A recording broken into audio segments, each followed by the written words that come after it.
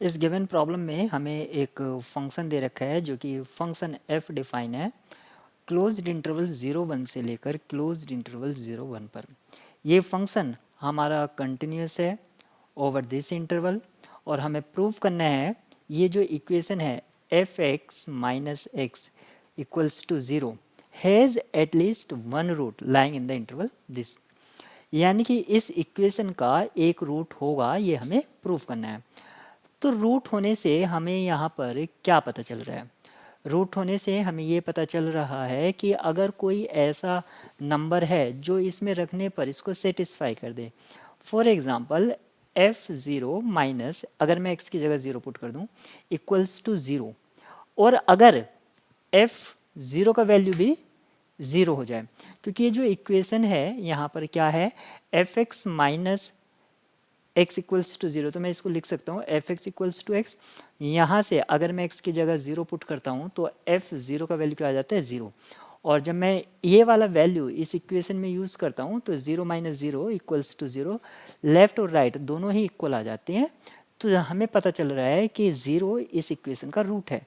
लेकिन हमें इसको प्रूव कैसे करना है, तो इसके प्रूफ पर नज़र डालते हैं।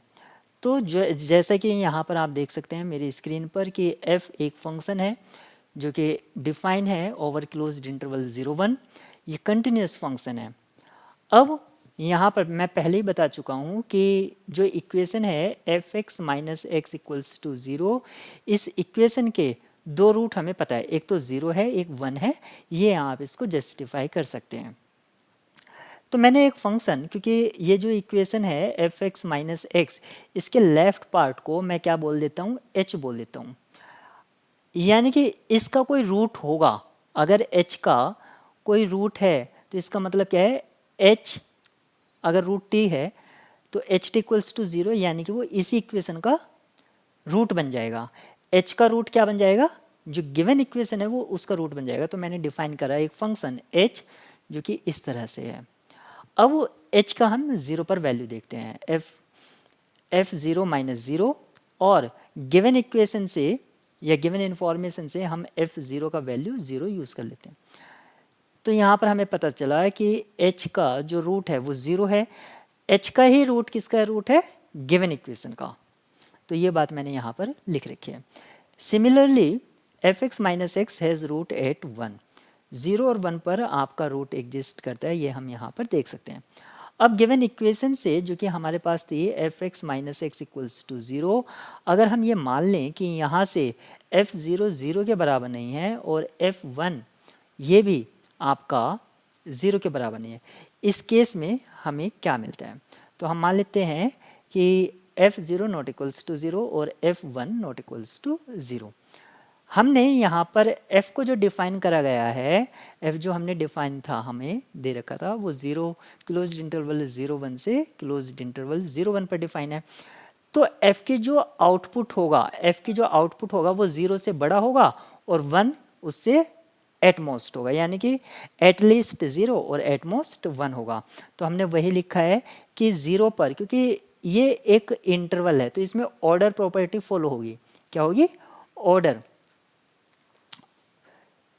जिसको बोलते हैं वेड ऑर्डरिंग प्रिंसिपल फॉलो होगा। तो f(0) की वैल्यू क्या तो 0 हो सकती है या 0 से बड़ी हो सकती है। तो पहले ही हमने अजम्पशन में मान लिया है कि 0 हो नहीं सकती, तो यहाँ से क्या पता चलता है वो 0 से ग्रेटर होगी, और 1 हो नहीं सकती एटमोस्ट, तो 1 से लेस होगी। ये बाय अजम्पशन है इस केस के लिए। तो उस केस में हम h(0) की वैल्यू देखते हैं, क्योंकि f(0) जो है वो आपका 0 नहीं है, यानी कि कुछ वैल्यू है, जैसे कि एप्सिलॉन मान लेते हैं। एप्सिलॉन माइनस 0 ये एक पॉजिटिव वैल्यू आएगी, यानी कि ग्रेटर देन 0, और सिमिलरली आपके यहाँ पर h(1) की वैल्यू क्या आएगी, लेस देन 0। अब दोनों के मैंने जैसे कि बता रखा है कि इंटरमीडिएट वैल्यू थ्योरम का स्पेशल केस क्या कहता है कि अगर कोई फंक्शन निगेटिव से पॉजिटिव या पॉजिटिव से निगेटिव की तरफ आ रहा है तो वो एक्स एक्सिस को क्रॉस करके ही आ सकता है, यानी कि अपर साइन से लोअर साइन, यानी कि पॉजिटिव से नेगेटिव या नेगेटिव से पॉजिटिव, वो तभी जा सकता है जब वो एक्स एक्सिस को क्रॉस करेगा। और एक्स एक्सिस को क्रॉस कर रहा है यानी कि इंटरवल में हमें एक एटलीस्ट ऐसा पॉइंट मिलेगा डोमेन में जहाँ पर उसकी वैल्यू 0 हो जाएगी। यानी कि H X has opposite sign at 0 and 1, ये हमने देख लिया ही है। तो बाय इंटरमीडिएट वैल्यू थ्योरम हम यहाँ पर क्या कह सकते हैं, एक ऐसा सी एग्जिस्ट करेगा ही करेगा जहाँ पर एच सी क्या हो जाएगा, ज़ीरो। एच सी ज़ीरो हो रहा है तो मैं पहले ही आपको एक्सप्लेन कर चुका हूँ कि यहाँ पर सी किसका रूट हो गया है, एच का रूट हो गया है, और जो सी एच का रूट है वही किसका रूट है, गिवन इक्वेशन का, यानी कि एस सेटिस्फाई कर रहा है इस इक्वेशन को, आप यहाँ पर देख सकते हैं।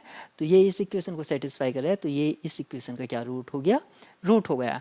यानी कि अगर हम देखते हैं ये जो हमें फंक्शन डिफाइन करा था, और इस फंक्शन को हम क्या बोलते हैं, the root of this equation is called a fix point of the function. और जो फिक्स पॉइंट है ये हमें बहुत हेल्प करता है किसी भी फंक्शन की इंफॉर्मेशन को कलेक्ट करने में, जो आप आगे पढ़ेंगे इसके रूट फाइंडिंग मेथड वगैरह में।